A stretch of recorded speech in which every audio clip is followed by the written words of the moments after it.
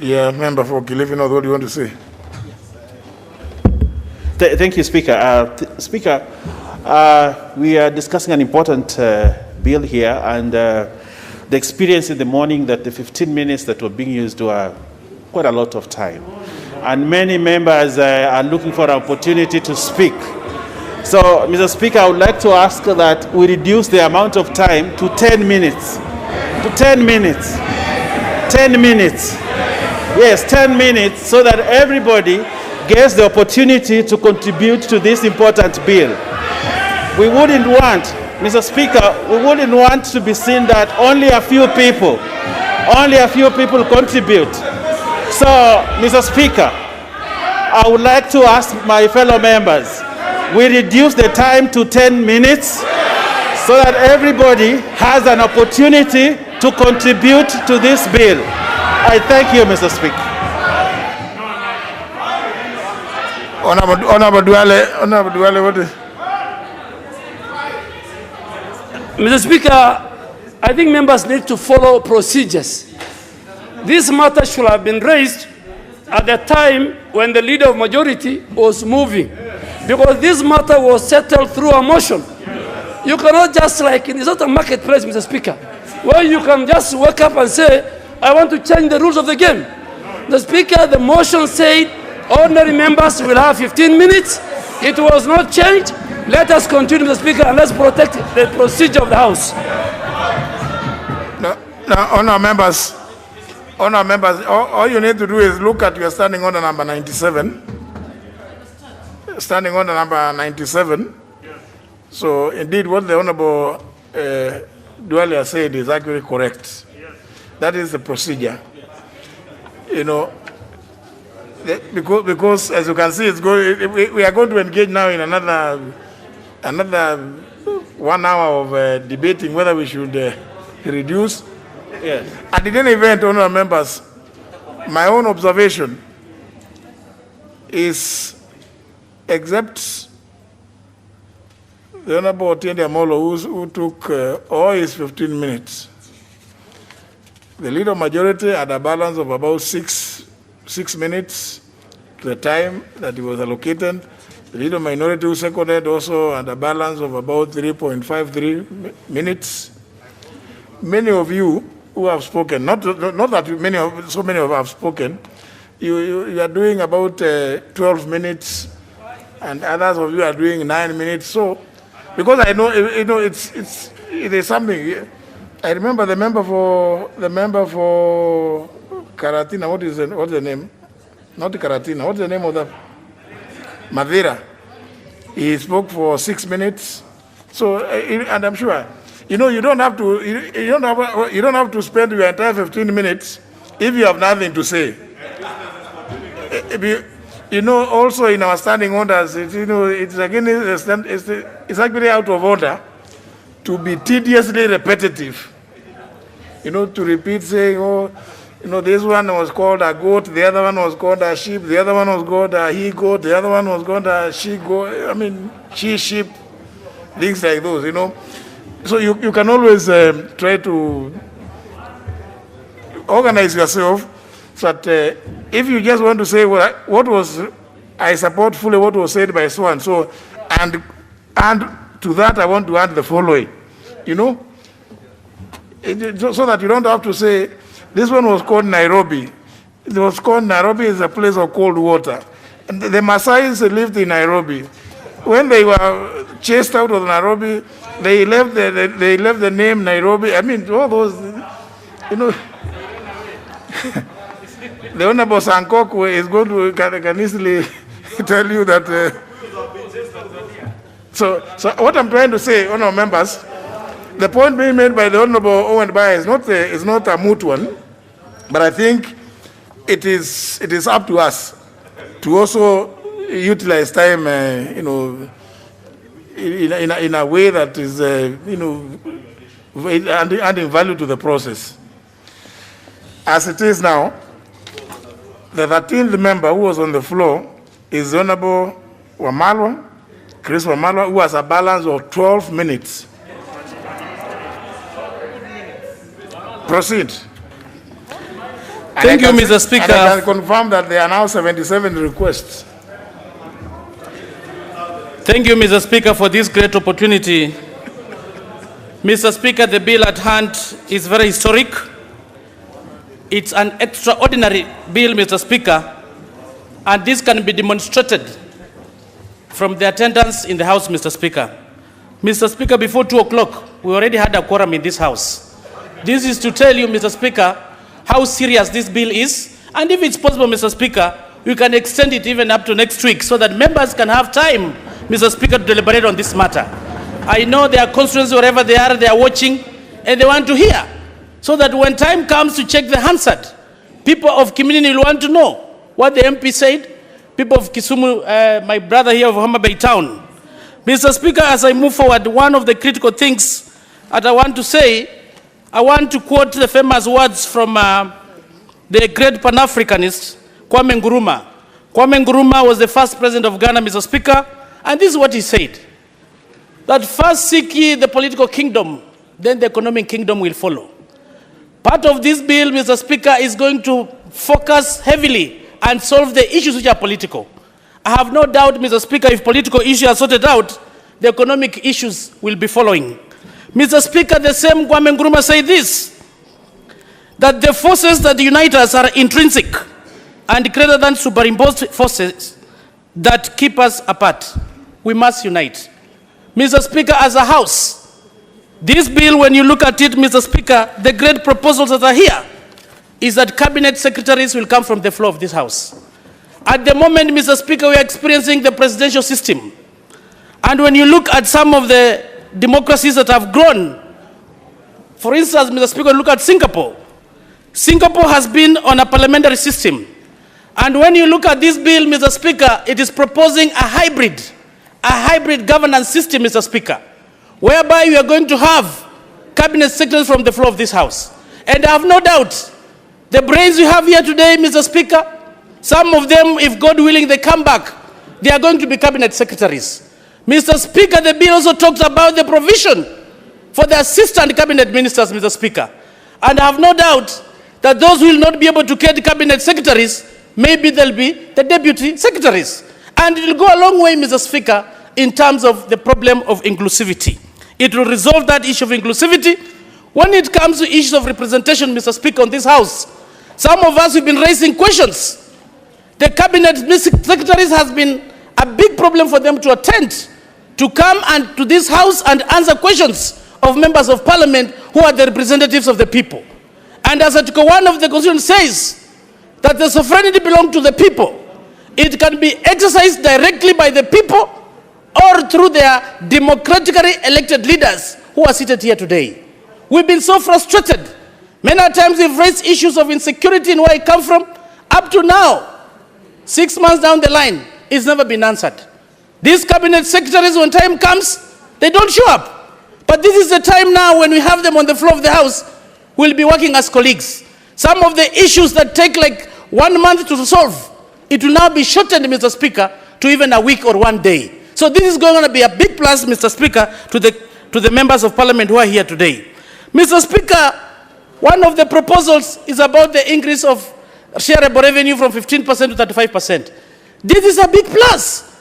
Others have argued, Mr. Speaker, that the money that has been going to the counties is almost there. But it was not anchored in the law. But right now that is now anchored, that 35% will be going to the counties. This is one thing you can be assured that we are going to have development, Mr. Speaker, at the counties. It has been argued, Mr. Speaker, that resources follow functions. And when you look at Schedule 4 of the Constitution, so many functions have gone to the county. But there was a complaint that resources have not followed. So this bill is coming to resolve the problem by increasing the resources, Mr. Speaker, that are going to follow those functions at the county level. So we don't expect these issues of maybe lack of resources. The governors have to operate, Mr. Speaker. This is the time we don't expect any excuse from them, Mr. Speaker. And it goes without saying, even the CECs, the ward represents the MCS, Mr. Speaker, this bill is good for them. We are going to have the county executives coming from the county assemblies, Mr. Speaker. And maybe it's the highest time We need to know how to harmonize the issues of what was passed in the Elections Act as far as the academic qualifications are concerned. I had sent by the great MCS from my region, Mr. Speaker, and it's on your desk. Maybe this House will decide, because the Constitution is very clear that this House will decide the academic qualification of the MCS and even the members of Parliament, Mr. Speaker. And as time go by, we only have 14 months. We already have 14 months the general election, Mr. Speaker. I know there are those who are at the universities, unfortunately because of corona pandemic, maybe they have not finished, but we wish them well, Mr. Speaker, as we move forward. But it is important that this hybrid system is the best way to go. Mr. Speaker, everywhere you go, the only development that can be realized in every small village in this country, it is CDF. CDF is the only fund, you find it everywhere, Mr. Speaker. You don't have to be in government. You don't have to be in line with the governor. CDF is assured. But what is this happening, Mr. Speaker, the CDF? This is the first time that CDF is being anchored in the law. We've gone through courts of law. We've suffered so much, Mr. Speaker. Some of the judges, they don't know the importance of this CDF. Some families, Mr. Speaker, who have been orphans, poor families, have gone to school because of CDF. If you come to community constituency, Mr. Speaker, I've put story buildings. I've improved the education infrastructure because of CDF. CDF has done wonders, Mr. Speaker. But now that it has been anchored in the law, the busybodies in the streets who have been running all over that they want to stop CDF, their days are numbered. With us passing this, Mr. Speaker, we are assured of the CDF, where people will continue getting CDF, Mr. Speaker, where you don't need any favor from anybody. Mr. Speaker, there is further devolution. The smallest unit of devolution, Mr. Speaker, is the ward. The Ward Development Fund, Mr. Speaker, has actually been proposed in this proposal. The MCS, wherever you are, there will be Ward Development Fund that will be determined by the people of that particular village. If you want a small dispensary or something to do with that road, Mr. Speaker, there is Ward Development Fund. What else do you want, honorable members? If these funds are going up to the ward level, assurance of the development, what else do we expect, Mr. Speaker? The document, of course, cannot be 100%, but it's more than 50%, Mr. Speaker. I'm urging the honorable members who are here today that if you want to be assured of the development, this document, Mr. Speaker, has all the solution. It might not be the best, but it has the solution, Mr. Speaker. Mr. Speaker, as we move forward, I want to discuss briefly, Mr. Speaker, on the issue of the Senate. We've had a lot of sibling rivalry with the Senate, Mr. Speaker. The sibling rivalry is no more. And from this document, it demonstrates clearly the National Assembly is going to be the upper house, Mr. Speaker, because the executive is going to sit here. That is on my own interpretation. You can interpret it differently. But we are going to have cabinet secretaries sitting here. We are going to have the prime minister sitting here, Mr. Speaker. So it goes without saying. That's why we are going to have a hybrid system of government, Mr. Speaker. And with the executive sitting here, Mr. Speaker, there's no way you can vet our own cabinet secretaries. And we do support that because they're going to sit in this house. Anything that needs parliamentary, public appointment, parliamentary approval, it has gone to the Senate, Mr. Speaker. I know some of the people who are here, you might want to go to the Senate. If you go to the Senate, God willing, you will have all the vetting powers. One of the contentious issues, Mr. Speaker, is the ombudsman. This ombudsman will be vetted by the Senate. Those of you who will go to the Senate, God willing, please be firm so that the independence of judiciary cannot be tampered with, Mr. Speaker.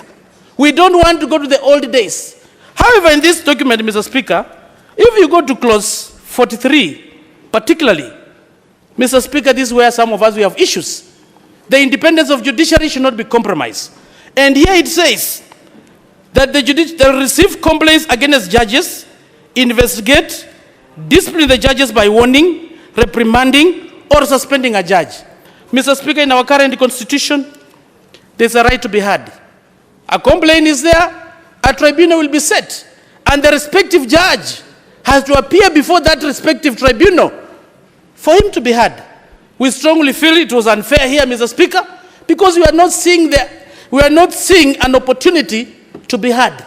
You can have some people who are very malicious, Mr. Speaker, to come up with an excuse or a complaint which is not justifiable. So maybe as time go by, Mr. Speaker, because I was looking at the enabling legislations, which will come after 1 year, maybe at that particular time, when you'll be amending, maybe when you operationalize this, we need to be very clear on how to guard the independency of the judiciary, so that when the ombudsman comes there, Mr. Speaker, should not be somebody, conflicts of interest or coming there to bring, to interfere with the independency of judiciary. Mr. Speaker, another critical issue is about the issue of boundaries. The issue of the constituency, Mr. Speaker. I come from Trans Nzoia, Mr. Speaker. Many members of parliament who are here today. We have some constituencies, Mr. Speaker, with 8 wards. We have other constituencies, Mr. Speaker, with 3 wards. When it comes to CDF, you get the same amount of money, Mr. Speaker. That is not equity. That is not equity at all. Equity means you must get your rightful share. And Honorable Celias was trying to come up with a law. It is very, very unfair. A constituency with a high population, and you're getting same amount. And when you look at the Article 89 of the Constitution, Mr. Speaker, it says that boundaries should be reviewed not less than 8 years, but not more than 12 years. Since the 2010 Constitution, actually is the right time. The BBI did well to propose, but they should not have proposed, Mr. Speaker, where those constituencies will be domiciled. This is the Constitution, Mr. Speaker. And my humble request as we move forward, this is the work of IBC. IBC is the one responsible when it comes to matters of delimitation of boundaries. And I'm happy that this was picked out, because I represent Fort Kenya, Mr. Speaker, and I presented this to the Secretariat. And when you look at this document, you can see Fort Kenya has heavily been quoted and cited, because as a party, we belong strongly that IBC is the one responsible for the delimitation of boundaries. It is good. Many people have talked about Nyeri, Mr. Speaker, that they have not had extra constituencies. When you go to Nyeri, there are so many protected constituencies like Odaya, like Mukurweini, Mr. Speaker, but other areas, we don't have those protected constituencies. So this one is a give and take. It is an issue, Mr. Speaker, that we must be able to balance. When it comes to Trans Nzoia, we are supposed to have new 3 constituencies. But I thank God we've gotten the 2, so we received the 2, but we will demand for more when that time comes, Mr. Speaker. I'm humbly requesting for honorable members here today, let's look at the objectivity of this document. This is not a house.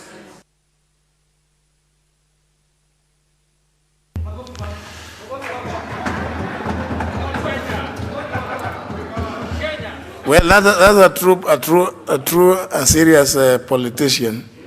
But of course, I just want to challenge ourselves that, it's just this week, I think, towards the end of last week, that we saw the results of the recent census in the United States of America, bringing their population to approximately 331 million. And in keeping with their own constitution, they have to do boundaries delimitation. Fortunately, in their country, the House of Representatives is fixed to have only 435 members. And therefore, boundaries delimitation includes the principle of redistricting, which means that some states who have their number of electoral districts reduced, and others like Texas are going to have an additional 2 electoral districts. Because it's just done scientifically. I wish it was possible for this country, in this country, to have, you just deal with what makes sense. As you just say in the Honorable Wamalwa, 8 wards to 1 constituency, 3 wards, one constituency.